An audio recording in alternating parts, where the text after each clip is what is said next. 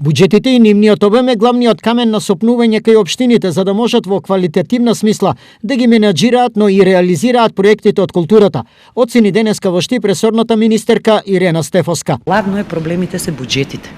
Вие за да можете тој процес да функционира, мора повеќе аспекти во кадровска смисла, во финансиска смисла и така натаму.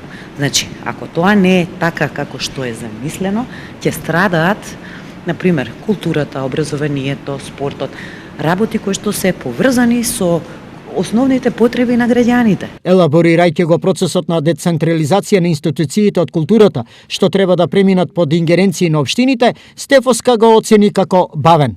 Од тука и сите добри страни што ги носи децентрализацијата се во застој во таа смисла.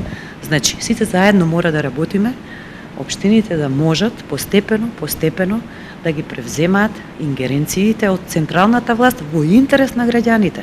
Во рамките на работната посета на Штип, Министерката за култура се запозна со работата на Домот на младите.